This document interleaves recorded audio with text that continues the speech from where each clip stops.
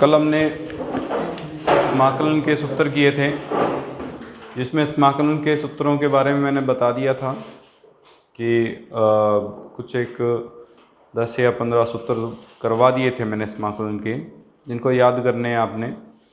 उसके बाद में हमारे पास हैं कुछ नियम हैं, इसमें समाकलन के कुछ नियम कह सकते हैं उसको, जिसमें सबसे पहला नियम है कि यदि कोई भी अचर पद किसी फलन के साथ समाकलित किया जाता है तो वो अचर पद समाकलन से बाहर हो जाएगा, केवल फलन का ही अवकलन किया जाता है, समाकलन किया जाता है, और किसी का समाकलन नहीं किया जाएगा, सिर्फ फंक्शन का इंटीग्रेशन किया जाएगा।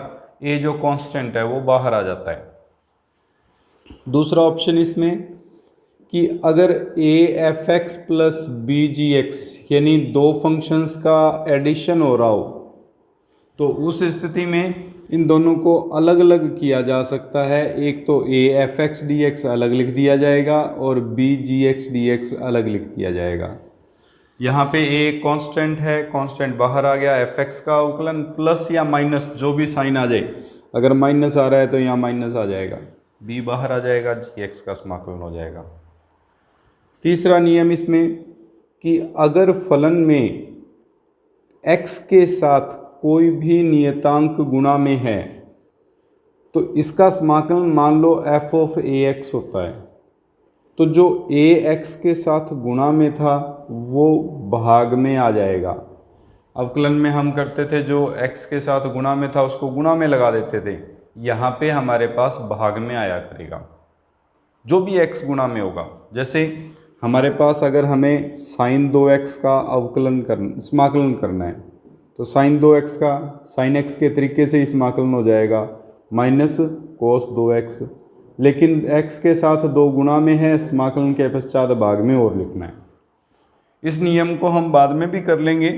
हमारे पास 3 विधियाँ हैं समाकलन को हल करने की, वो तीनों विधियों में से किसी ने एक विधि जो प्रतिस्थापन विधि है उसमें हम इस नियम को पढ़ लेंगे, लेकिन अभी फर्स्ट एक्सरसाइज में भी इसका उपयोग किया जाएगा, इसलिए मैं इसको बता रहा हूँ।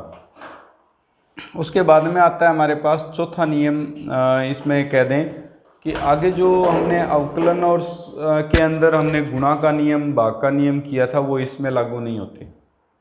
गुणा का नियम इसमें नहीं है। पहली एक्सरसाइज में सिंपल हमारे पास एक्सरसाइज होगी, ये नहीं है कि आप गुणा का नियम लगा लोगे या भाग का नियम लगा लोगे। हमारे पास जो सूत्र मैंने बताए थे उनमें से कोई ना कोई एक सूत्र बनेगा और उस सूत्र का उपयोग करते हुए हमें समाकलन करना होगा।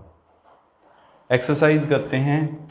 Exercise number 9.1 question number 1।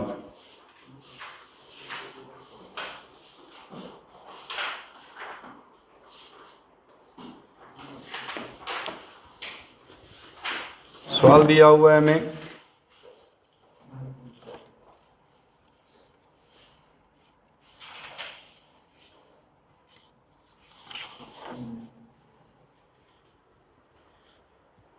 पहला सवाल, पहले का पहला भाग है,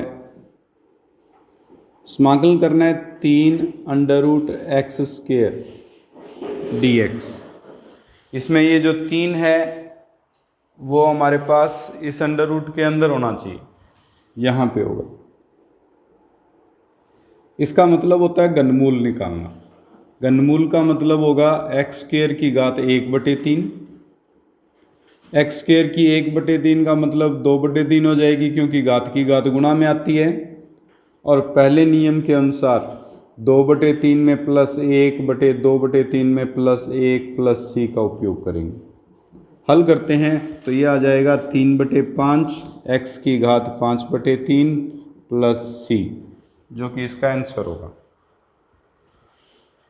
दूसरा पार्ट दिया है e की घात 3x।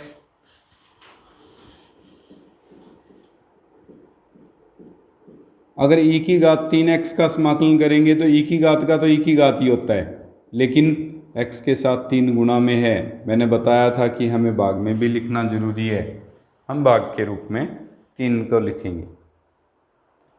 उसके बाद में है 1/2 की घात x। तो 1/2 पूरे की घात x निकालने के लिए a की घात x का नियम लगेगा। a की घात x था हमारे पास, a की घात x बटे log a। log a का मान हमारे पास 1/2 है प्लस c। थोड़ा बहुत सॉल्व किया जा सकता है, वरना यह आंसर गलत नहीं है। उसके बाद में है चौथा पार्ट,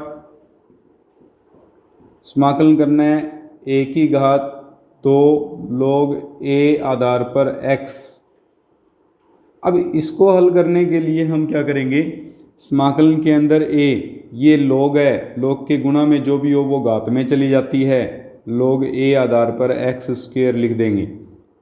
नियम m log a बराबर log a की पावर m।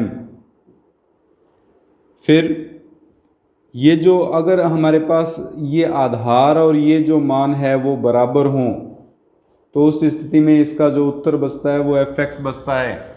तो यहाँ पे भी आधार बराबर है और ये बराबर है, इसलिए ये दोनों हट जाएंगे, सिर्फ बचेगा हमारे पास x स्क्वायर dx, और x स्क्वायर का समाकलन हो जाएगा x³/3 प्लस c।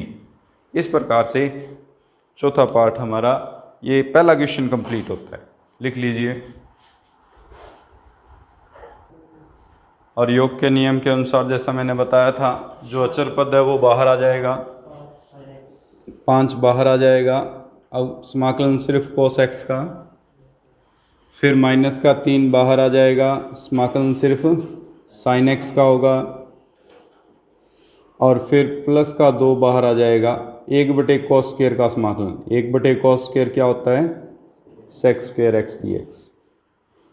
समाकलन करेंगे, cos x का समाकलन होता है sin x, प्लस का sin x का समाकलन होता है minus cos x, minus minus plus हो जाएगा 3 cos x, और sec स्क्वायर x का समाकलन होता है 10x प्लस c।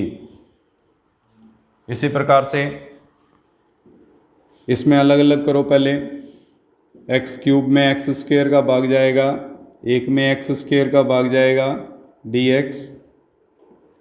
पहले इसका समाकलन करेंगे, x³ में x स्क्वायर का भाग देंगे तो x dx आ जाएगा, और 1 में x स्क्वायर का भाग देंगे तो x की घात -2 आ जाएगी। इसका समाकलन आ जाएगा आपके पास x²/2, और इसका समाकलन हो जाएगा x की घात -2 प्लस 1/-2 प्लस 1 प्लस c। हल करेंगे तो x²/2, ये माइनस इस माइनस के कारण प्लस हो जाएगा, x की घात -1 बचेगी जिसको 1/x लिखेंगे, प्लस का c।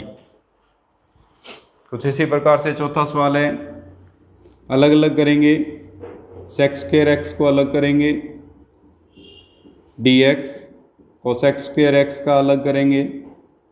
सिंपल हमारे पास जो सूत्र थे उन्हीं पर आधारित सवाल बनेंगे इस पहली प्रश्नावली में, उससे एक्स्ट्रा कुछ भी नहीं बनेगा। cos² x का समाकलन minus cot x plus c। इस प्रकार से ये 4 सवाल पूरे होंगे। 5वां सवाल और देख लेते हैं, 1 + x इंटू √x dx। हल करेंगे, इस √x का पहले 1 से गुणा होगा, फिर √x का x से गुणा करेंगे, x √x।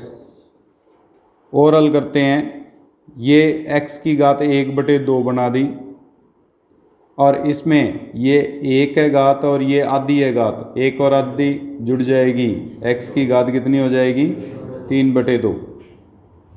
x की घात 1/2 का समाकलन करेंगे तो यहाँ बन जाएगा x की घात 3/2/3/2, 1 जुड़ गई। x की घात 3/2 का समाकलन 5/2/5/2 प्लस, थोड़ा सा व्यवस्थित करके लिख दो इसको, यहाँ आ जाएगा 2/3 x की घात 3/2, 2/5 x की घात 5/2 प्लस c। आंसर है इसका, लिख लीजिए।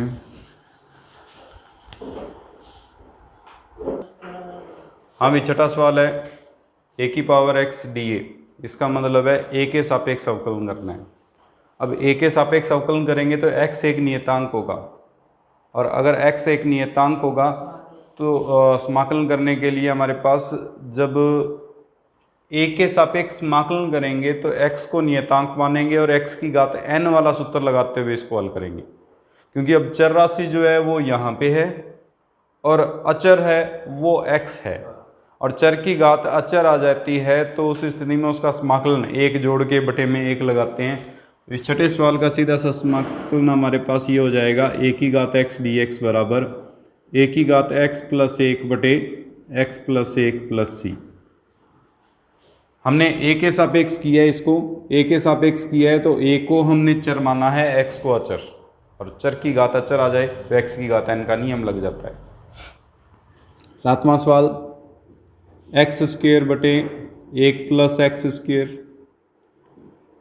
जब भी याद रखो ऊपर पावर ज़्यादा आ जाए या बराबर आ जाए और हर में हमारे पास पावर कम हो या बराबर हो तो उस स्थिति में भाग का नियम लगा लो। अगर डायरेक्ट या समझ में आ जाए तो डायरेक्ट कर लीजिए, नहीं तो भाग का नियम तो लगाना ही लगाना है। जैसे इसमें अगर मैं भाग का नियम लगाऊं तो एक्स स्क्वेयर में एक्स स्क्वेयर प्लस 1 का भाग देंगे, 1 पर जाएगा x square plus 1 minus minus ये कट गया, माइनस का 1 बचा।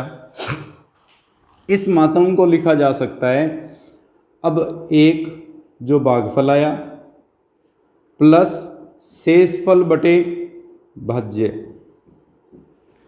जो भाज्यक है हमारे पास उस भाज्यक का भाग दे दिया जाता है, और dx अलग अलग करेंगे, 1 का समाकलन अलग हो जाएगा, ये प्लस माइनस माइनस हो जाएगा, 1 बटे एक्स स्क्वेयर प्लस 1 का समाकलन अलग हो जाएगा। 1 का समाकलन क्योंकि x की घात 0 है, x की घात 0 का समाकलन x की घात 1 बटे 1, हमेशा याद रखो नियतांक का समाकलन करेंगे तो x आएगा।